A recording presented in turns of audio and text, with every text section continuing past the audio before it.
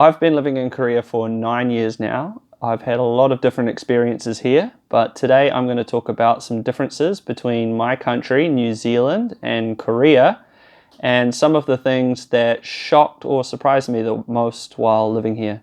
So here's my list of cultural differences between Korea and New Zealand. So the first thing on my list is Koreans' tendency to openly comment on somebody's physical appearance. When I first arrived, I found this very shocking. People commenting on the fact that I had blemishes on my face or pimples, or people commenting on my weight, telling me that I was actually just overweight or that I'd gained weight, or even on a positive side, like when you lose weight, they'll definitely compliment you on that. But Koreans are very frank about physical appearance and telling you how you look.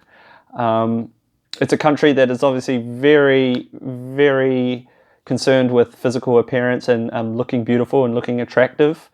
But it was quite shocking for me in the beginning to have people comment on my physical appearance or how I looked or how I dress or things that about me that didn't look so good. At home it's really not polite to comment on the way someone looks. If you do that, people will probably lose a lot of respect for you or not consider you to be a very nice person. So I did find it shocking that people wanted to comment on the way I looked. If I had a beard or if I gained weight or lost weight, or it's very common for Koreans to just tell you what they think about your appearance. The next thing on my list is the importance of age in Korea, and Koreans always asking you your age when they meet you.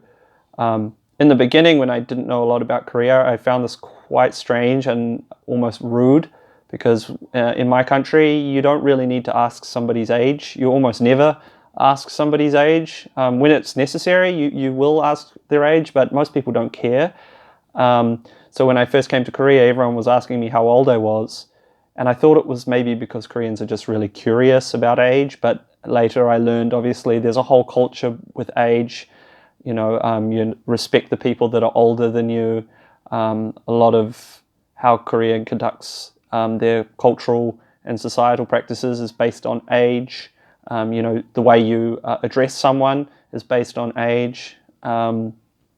So it's really important to Koreans to know how old somebody is so that they know how to address them and how to speak to them, whether they speak politely or casually. So that was something that was quite interesting to me when I first came here. Next thing on my list is couple clothing. Now this is probably something that's quite new in Korea, but I've definitely noticed it more in Korea than anywhere else. Where I come from, if you're wearing matching clothes, it usually means you're twins or your children. But in Korea, you'll have these young couples wearing matching outfits to show that they're dating, that they're in love. To me, it seems like attention seeking, like, oh, look at me, look at me and my boyfriend, we love each other, look at us, look at us. Just says that they want attention and they want everyone to know that they're in a relationship. At home, people would laugh at you if you did that, and they'd probably think that you're, just really silly. Something that children would do, parents would dress up their children in matching outfits, or twins, but grown adults wearing matching clothes I find really childish. So the next thing on my list is curfews. While I was still dating my wife and before we got married, we had a bit of trouble with her going home before her curfew. We'd be hanging out with my friends or with her friends, and suddenly we'd look at the time and she needed to be home because her mother was expecting her home. And she didn't want to push back on this.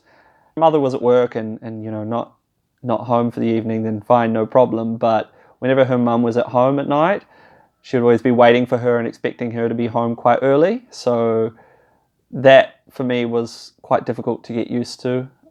At home, I mean, it depends on the person, but most young women don't have a curfew, and usually they're not living with their parents anyway. So whenever my wife had to go home because her mother was waiting for her, I found it quite frustrating because, you know, I wanted to keep hanging out with her and having a good time, but she would need to go home and see her mum. I dated some other Korean girls in the past who had the same thing, some with more stricter curfews than others. Some had a set time that they had to be home every night, and, you know, that's because they lived with their parents and their parents wanted them to be home when they thought it was reasonable. Another thing is the culture around marriage in Korea. Obviously, marriage is very important because once you get married, you move out of your parents' home and you start your own life and have your own independence. But in New Zealand, most people move in with their partner before they get married and live with them a long time before they get married. And a lot of couples have children, start a family, and never get married. Marriage is not as important to people in New Zealand. So I was quite shocked that in Korea, men and women will live with their parents until they get married. And that could be well into their 30s or even 40s. They'll continue to live with their parents until they get married. In New Zealand, if you live with your parents beyond the age of about 25, people start to look down on you and sort of think that it's a bit pathetic of you to still be living with your parents. So most people in New Zealand move out. Some move out in their teen years. I moved out when I was 18. I was 17 actually. But most people move out in their early 20s and move into a place with some friends. So it's uncommon for people to live with their parents until they get married. Last thing on my list, and this might not apply to Korea in general, but it's something that I've noticed with my wife. Whenever I do the dishes and leave the dishes on the rack to dry, she freaks out if there's any bubbles whatsoever on the plates or on the dishes. She can't stand bubbles being left on the dishes while they're drying. I have to make sure that any trace of any bubbles has been completely washed off. At home in New Zealand, it's okay to leave a few bubbles on the dishes because they'll melt away and disappear, and people don't really freak out over bubbles. No one really cares. But my wife, and maybe others as well, really hate any bubbles being on the dishes after you've washed them. My wife is always watching over my shoulder, making sure that I wash off every single bubble. And it's the same whenever I wash my hands. Like, if there's any bubbles on my hands, she freaks out and makes me wash them again. So either that's just my wife or that's Koreans in general. I'm not 100% sure, but it's definitely something that I've noticed. This was my list of some differences between New Zealand and Korea. Actually, I'm sure there's a whole lot more that I could talk about, but these are some of the main ones and some of the things that I found the most shocking. Korea is my home away from home, and I love living here.